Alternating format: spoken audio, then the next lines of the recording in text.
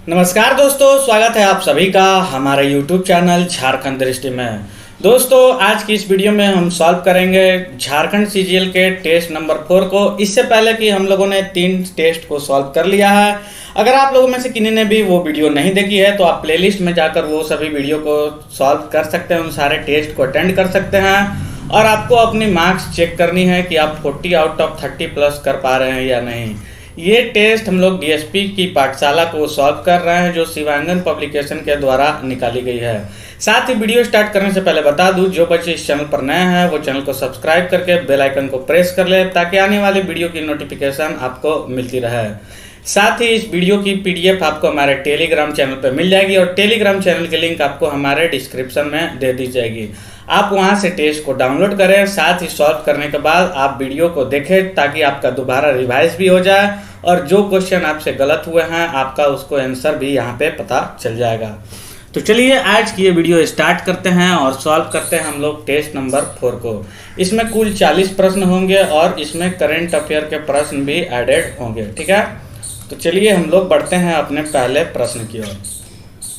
पहले प्रश्न में पूछा गया है कि गिरिडीह जिले में विभाजित होने वाले 2 मुख्य नदियों का नाम क्या है, ठीक है। गिरिडीह जिले में विभाजित होने वाले 2 मुख्य नदियों का नाम आपसे पूछा गया है। ऑप्शन में दी गई है सतलज और यमुना, गंगा और यमुना, ब्यास और झेलम, और बराकर और सकरी।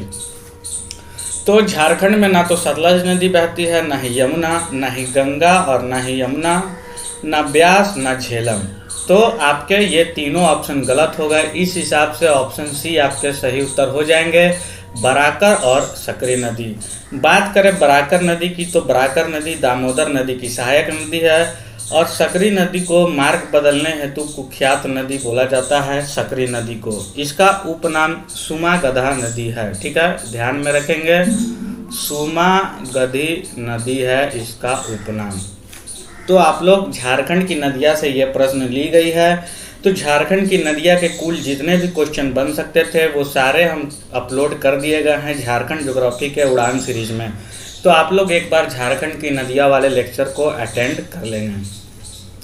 आगे बढ़ते हैं प्रश्न संख्या 2 की ओर। 2001 में प्रोजेक्ट एलिफेंट के अंतर्गत भारत का प्रथम हाथी रिजर्व कहाँ बनाया गया है। तो 2001 में प्रोजेक्ट एलिफेंट लॉन्च किया गया था, और भारत का प्रथम हाथी रिजर्व जो है वो पूर्वी सिंहभूम में बनाया गया था। तो इसका सही उत्तर हो जाएगा पूर्वी सिंहभूम। आगे बढ़ते हैं अगले प्रश्न की ओर। अगला प्रश्न है हमारा कि मैथन बांध किस नदी पर बना है। आपके ऑप्शन दिए गए हैं स्वर्णरेखा, दामोदर, बराकर या फिर गंगा। तो इसका सही उत्तर हो जाएगा मैथन बांध जो है वो बराकर नदी पर स्थित है, और इसकी स्थापना जो है 1958 ईस्वी में हुई थी, ठीक है। 1958 ईस्वी में ये बना मैथन बांध। और ये कहाँ है दोस्तों, तो ये आपके धनबाद डिस्ट्रिक्ट में है, आप लोग ध्यान में रखेंगे। तो आपसे एग्जाम में क्वेश्चन ऐसे भी पूछा जा सकता है कि मैथन बांध किस जिले में स्थित है। तो सही उत्तर हो जाएगा धनबाद, ठीक है। और जैसा कि मैंने बताया कि बराकर नदी जो है वो दामोदर नदी की सहायक नदी है, आप लोग इसे भी ध्यान में रखेंगे। आगे बढ़ते हैं अगले प्रश्न की ओर। झारखंड का कौन सा जिला पश्चिम बंगाल और उड़ीसा से अपनी सीमाओं का हिस्सा साझा करता है। झारखंड का कौन सा जिला पश्चिम बंगाल और उड़ीसा से अपनी सीमाओं का हिस्सा साझा करता है। आपके ऑप्शन दिए गए हैं रांची, पूर्वी सिंहभूम, जमशेदपुर या फिर बोकारो। तो झारखंड के जब आप मैप को देखेंगे तो सबसे पहले तो आपको झारखंड की मैप आपको दिमाग में होनी चाहिए। तो झारखंड की मैप को देखेंगे तो ये है हमारा पूर्वी सिंहभूम का इलाका, और पूर्वी सिंहभूम से इस साइड देखेंगे तो पश्चिम बंगाल है, और इधर देखेंगे तो उड़ीसा है। तो इसका सही उत्तर हो जाएगा पूर्वी सिंहभूम। जब कभी भी आप झारखंड को पढ़े तो झारखंड के मैप आपके दिमाग में होनी चाहिए, और झारखंड के 24 जिले की स्थिति भी आपके दिमाग में होनी चाहिए, ताकि एग्जाम में जब कभी भी आपको कोई कन्फ्यूज़न हो तो मैप के माध्यम से आप ऑप्शन को सही टिक कर पाएंगे। आगे बढ़ते हैं अगले प्रश्न की ओर। अगला प्रश्न है हमारा कि झारखंड में अबरख का मुख्य उत्पादक जिला कौन सा है। तो आप सभी को पता होगा कि कोडरमा को अबरक की राजधानी भी कहा जाता है। तो झारखंड में अबरक का मुख्य उत्पादक जिला आपका सही उत्तर हो जाएगा कोडरमा।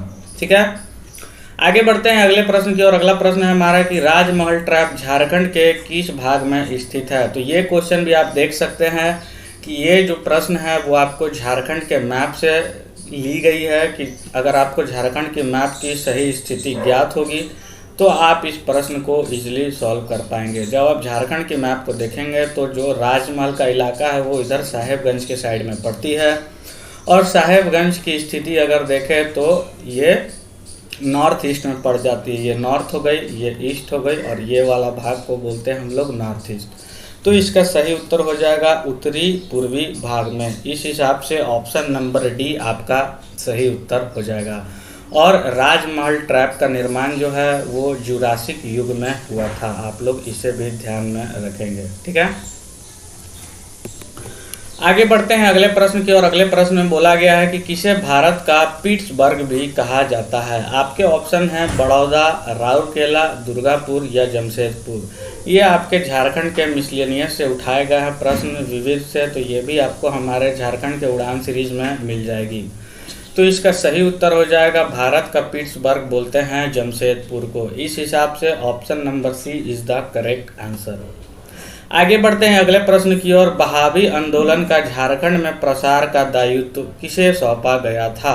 ठीक है, बहावी आंदोलन का झारखंड में प्रसार का दायित्व किसे सौंपा गया था। आपके ऑप्शन हैं शाह मोहम्मद हुसैन, मुबारक हुसैन, इरफान हुसैन या बरकत अली। तो जब आप झारखंड के हिस्ट्री के लेक्चर्स को अटेंड करेंगे तो उसमें बहावी आंदोलन की एक लेक्चर होगी, तो उसमें आप देखेंगे ये क्वेश्चन कराया गया है। इसका सही उत्तर हो जाएगा शाह मोहम्मद हुसैन। शाह मोहम्मद हुसैन को बहावी आंदोलन का प्रसार का दायित्व सौंपा गया था झारखंड में। आगे बढ़ते हैं अगले प्रश्न की ओर। अगला प्रश्न में बोला गया है कि निम्न में से कौन सा कथन असत्य है। आपसे असत्य पूछी गई है। इसमें से 3 ऑप्शन ऐसे होंगे जो सत्य होंगे और एक ऑप्शन ऐसा होगा जो कि गलत होगा। तो आपको गलत ऑप्शन को ढूंढना है। तो आइए ऑप्शन को पढ़ते हैं। अरविंद घोष एवं वरिंद्र घोष के नाना राजनारायण वसु देवघर के रहने वाले थे। तो ये कथन आपकी सत्य है। अगला ऑप्शन है वरिंद्र घोष की शिक्षा दीक्षा देवघर में हुई थी। तो ये भी सही है। अगला ऑप्शन है देवघर स्थित बैद्यनाथ उच्च विद्यालय क्रांतिकारी राष्ट्रवाद का सूचक है। तो ये ऑप्शन गलत है। ऑप्शन डी को भी देख लेते हैं। सुकुमार मित्र, बीबी मित्र और वीरेंद्र नाथ भट्टाचार्य एवं एन बोस देवघर के क्रांतिकारी नेता थे। तो ये भी ऑप्शन सही है। तो इस हिसाब से आपसे असत्य पूछी गई है, तो ऑप्शन नंबर सी ही असत्य है जो आपका सही उत्तर हो जाएगा।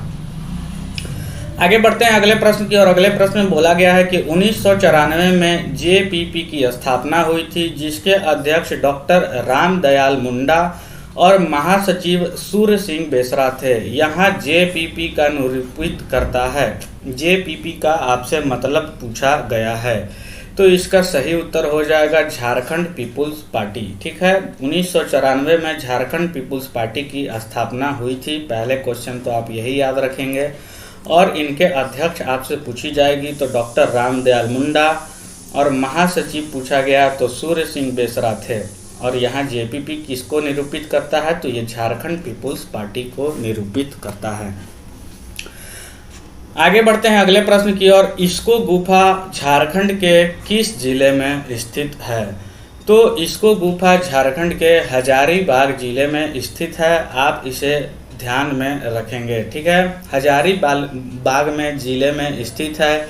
इसको नामक स्थान से आदि मानव द्वारा निर्मित शैल चित्र भी मिले हैं और भूल भुलैया भी यहाँ पे देखी गई है जैसी आकृति। ठीक है, तो आप इसे ध्यान में रखेंगे। इसका सही उत्तर हो जाएगा हजारीबाग। आगे बढ़ते हैं अगले प्रश्न की ओर। निम्न में से कौन सा कथन असत्य है आपसे पूछा गया है। एग्जाम में जब भी आप क्वेश्चन को सॉल्व करेंगे तो आपको इस प्रकार ही, अगर असत्य पूछा है तो पहले उसको मार्क कर देंगे, अगर सत्य पूछा है तो उसको भी मार्क कर देंगे, ताकि कंफ्यूजन में सत्य असत्य में आप क्वेश्चन को गलत टिक आउट करके ना आ जाए। चलिए ऑप्शन की ओर नजर डालते हैं। ऑप्शन ए में बोला गया है कि चंद्रगुप्त मौर्य झारखंड से अपनी सेना के लिए हाथी मंगाता था। तो ये बिल्कुल सही है। चंद्रगुप्त मौर्य जो है वो झारखंड से अपनी सेना के लिए हाथी मंगाता था। अगले ऑप्शन में दिया गया है कि अशोक के 13वें शिलालेख में झारखंड क्षेत्र की चर्चा की गई है। तो ये भी सही है। अगला है कुषाण वंश के सिक्के पलामू से मिले हैं। तो ये ऑप्शन आपका गलत हो जाएगा। ऑप्शन डी पे भी नज़र डाल लेते हैं कि ह्वेनसांग की यात्रा वृत्तांत में राजमहल क्षेत्र की चर्चा है। तो ये भी सत्य है। ठीक है, ह्वेनसांग की यात्रा वृत्तांत में राजमहल क्षेत्र की चर्चा है। तो आपसे असत्य पूछी गई थी, तो ये आपका सही उत्तर हो जाएगा, क्योंकि ये कथन असत्य है। कुषाण वंश के सिक्के पलामू से नहीं मिले थे। आप लोग इसे ध्यान में रखिएगा।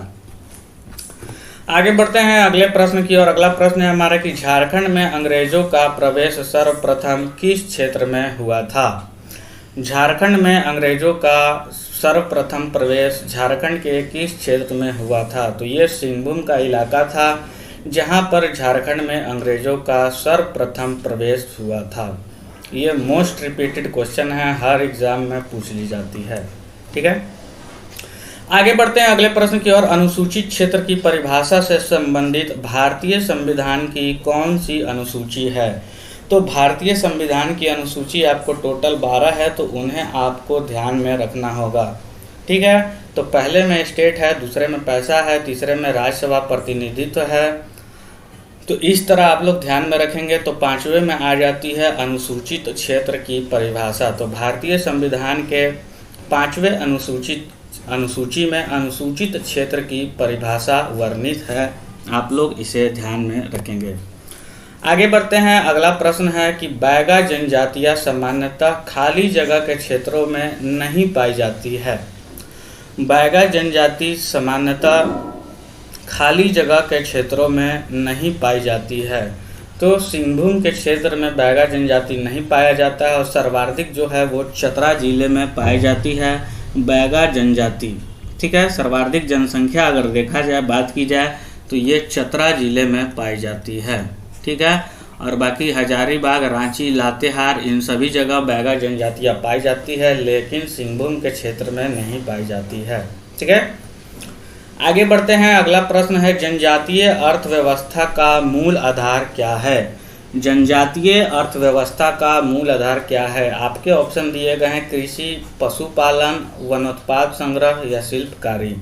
तो अगर आप वनोत्पाद संग्रह या पशुपालन मारेंगे तो आपका आंसर गलत हो जाएगा। इसका सही उत्तर होगा कृषि।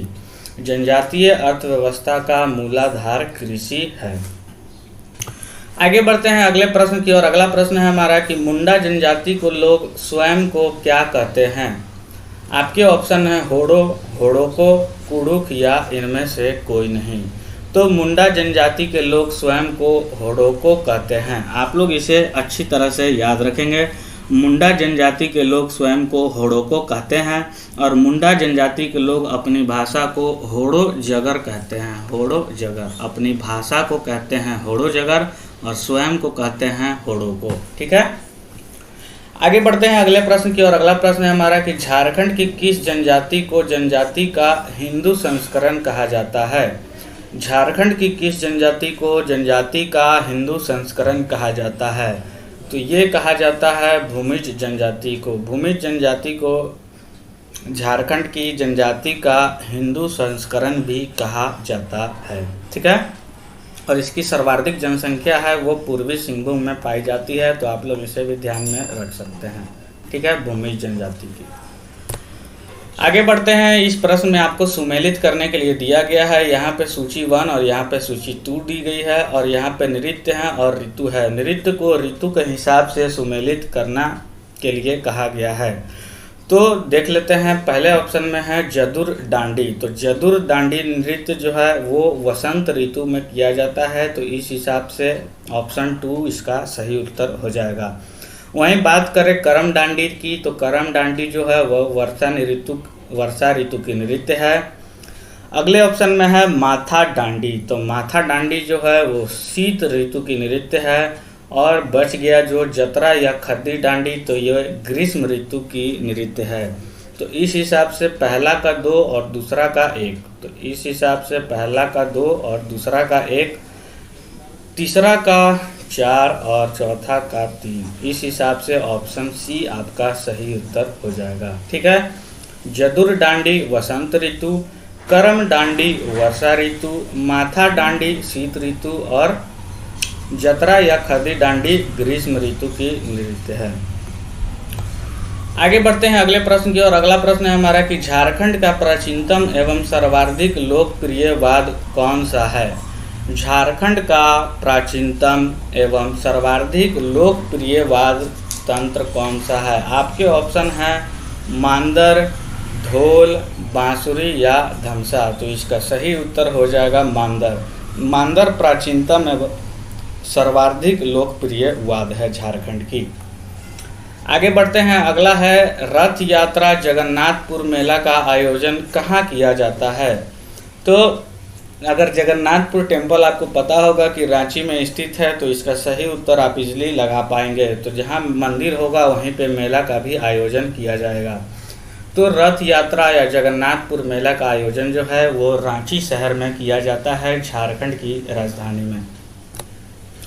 आगे बढ़ते हैं अगले प्रश्न की ओर। अगला प्रश्न है हमारा कि ओहिरा गीत का संबंध किस त्योहार से है।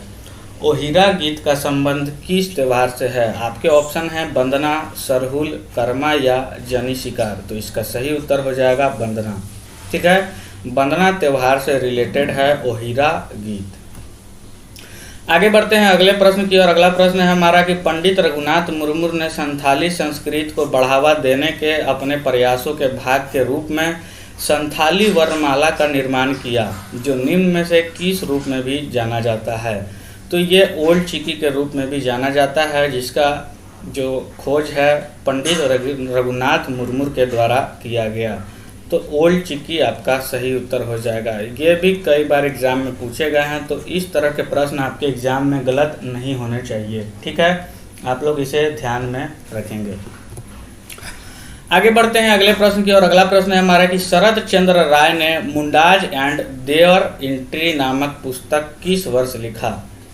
शरद चंद्र के द्वारा एक पुस्तक लिखी गई, पुस्तक के नाम है मुंडाज एंड देयर एंट्री। ठीक है, और पूछा गया है आपसे कि इसको किस वर्ष लिखा गया। आपके ऑप्शन है 1910, 11, 12 या 28। तो 1912 ईस्वी में लिखी गई थी शरद चंद्र राय के द्वारा मुंडाज एंड देयर कंट्री। ठीक है, आगे बढ़ते हैं अगले प्रश्न की ओर। संथाली भाषा पर लिखी गई प्रथम पुस्तक कौन सी है। संथाली भाषा पर लिखी गई प्रथम पुस्तक कौन सी है।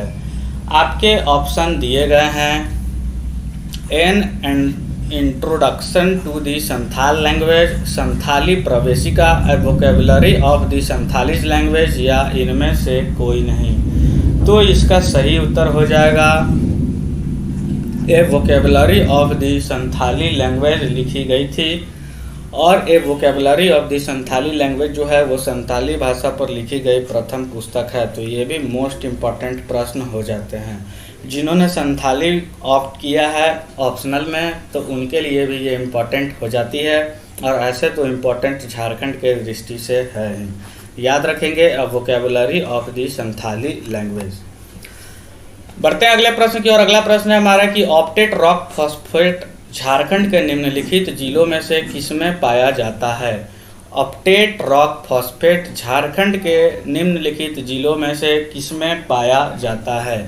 आपके ऑप्शन है धनबाद, रांची, बोकारो या पश्चिमी सिंहभूम। तो इसका सही उत्तर हो जाएगा पश्चिमी सिंहभूम। ऑप्टेट रॉक फॉस्फेट जो है वो झारखंड के पश्चिमी सिंहभूम जिले में पाया जाता है। साथ ही पश्चिमी सिंहभूम का इलाका अगर देखें तो ये आपके लौह अयस्क के लिए भी बहुत फेमस है, और यहीं पे है नोवा मुंडी खान। ठीक है, नोवा मुंडी खान और चिड़िया, तो ये दोनों फेमस है लोहे के लिए, तो लौह अयस्क के लिए फेमस है पश्चिमी सिंहभूम। आगे बढ़ते हैं। अगला प्रश्न है कि माइकल जॉन सभागार निम्नलिखित में से कौन से शहर में स्थित है।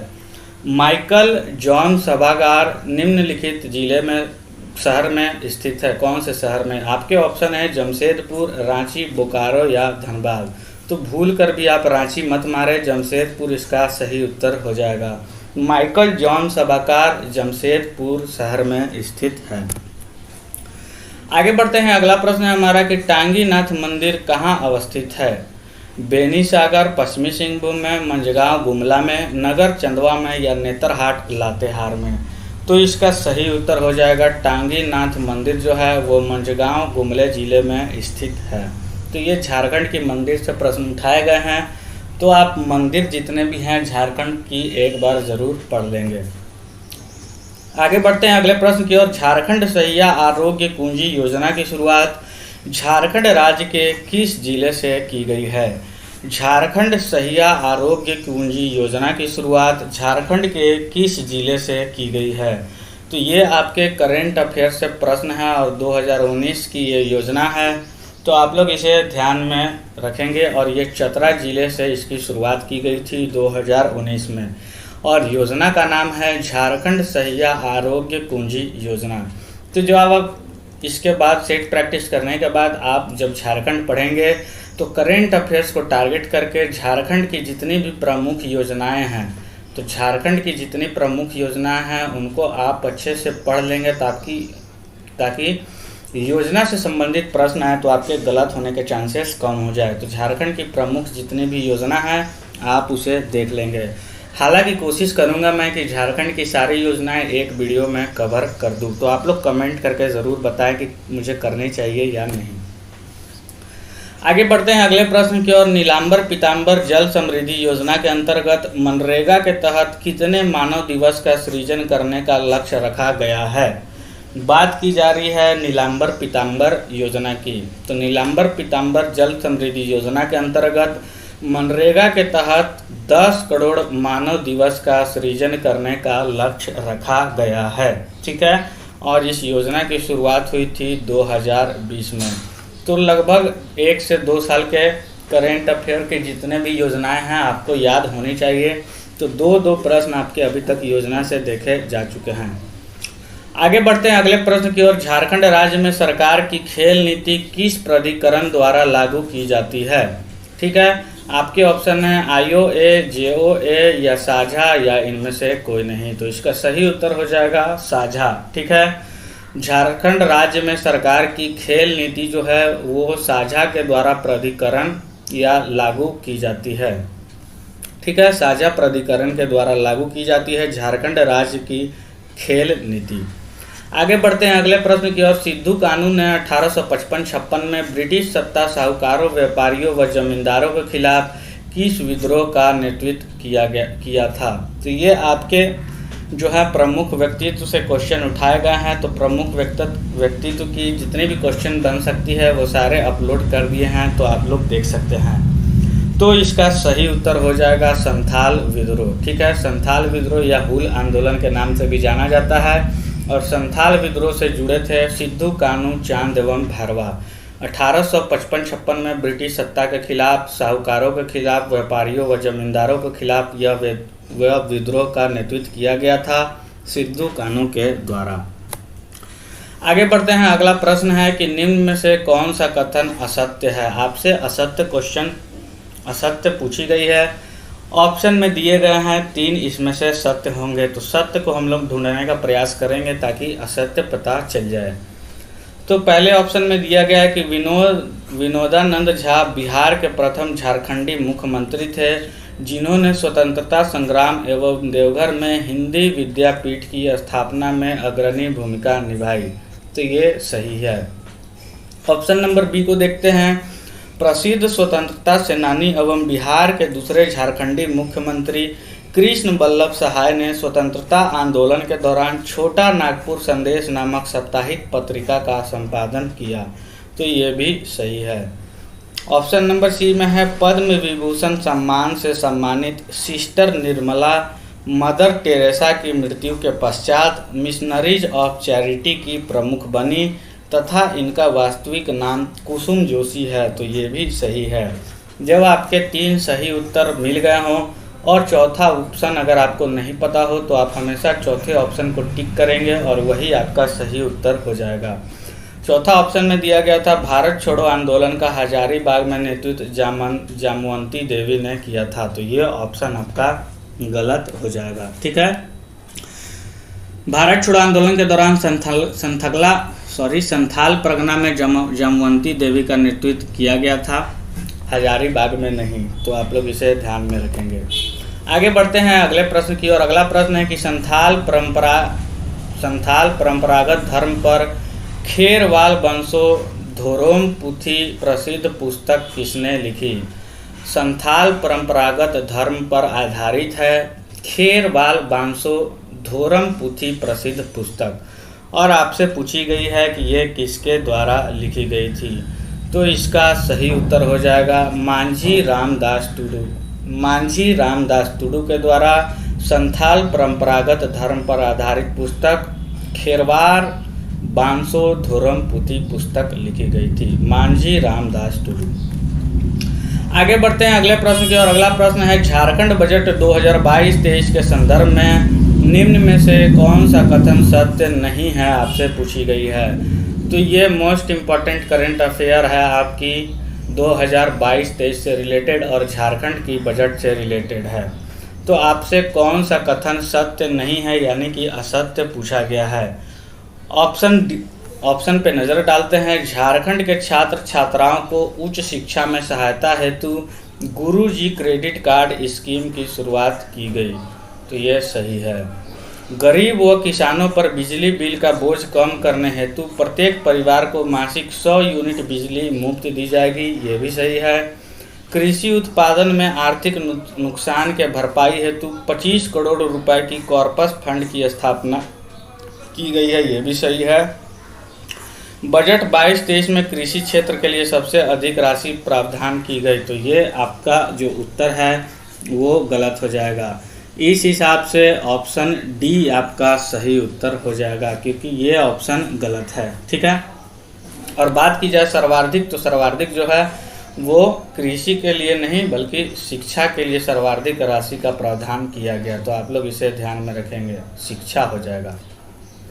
आगे बढ़ते हैं अगले प्रश्न की ओर। अगला प्रश्न है हमारा कि हाल ही में भारतीय सीनियर महिला हॉकी टीम में झारखंड की किस महिला खिलाड़ी का चयन हुआ है? आपके ऑप्शन है निकी प्रधान, सलीमा टेटे, संगीता कुमारी या उपयुक्त सभी। तो उपयुक्त सभी आपका सही उत्तर हो जाएगा। भारतीय सीनियर महिला हॉकी टीम में झारखंड की महिला खिलाड़ी जो निकी प्रधान, सलीमा टेटे, संगीता कुमारी, इन तीनों का चयन हुआ है। इस हिसाब से उपयुक्त सही आपका सही उत्तर हो जाएगा। अगला प्रश्न है कि सीएनटी अधिनियम 1908 हेतु ब्लूप्रिंट किसने तैयार किया था? सीएनटी एक्ट जो है 1908 हेतु ब्लूप्रिंट किसने तैयार किया था? आपके ऑप्शन हैं S J. Bose, governor Edward Gait, Rameshwar Lal या जॉन एच हॉफमैन।